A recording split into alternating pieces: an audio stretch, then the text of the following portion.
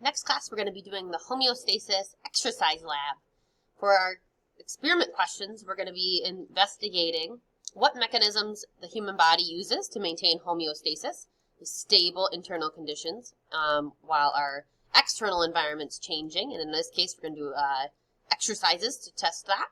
And how can we measure the effects of exercise and changes in homeostasis? So we're actually going to kind of do an experiment on ourselves and see how our bodies respond to exercise.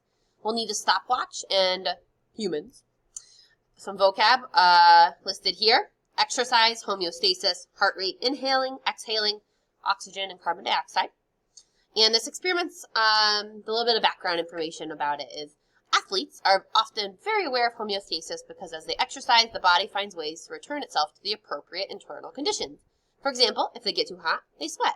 If their body isn't getting enough water, they feel thirsty. If their heart rate speeds up, it'll eventually go back down to a normal resting rate. The effects on exercise can also be measured by change in skin color, perspiration, external body temperature, heart rate, and breathing rate. For our procedure, everyone can participate in this lab, and you can participate in one of two ways.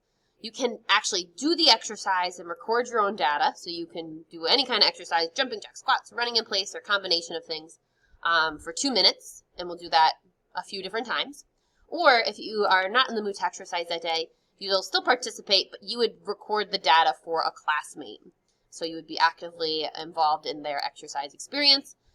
You would exercise for 2-minute intervals for entire 8 minutes, and we would record data along the way.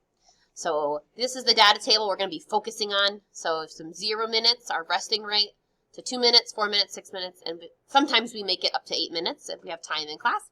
And we measure our heart rate in count of beats for 15 seconds, and then we multiply that number by 4.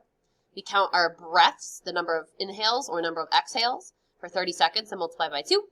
And we take note, we do observations of our body color. So did we get any red, pink when we exercise? And how is our perspiration, our sweating level? None, low, medium, high, or are you dripping in sweat? So that's what we'll do next time. Just wanted to give you a brief introduction to show you what to expect. Get ready to exercise.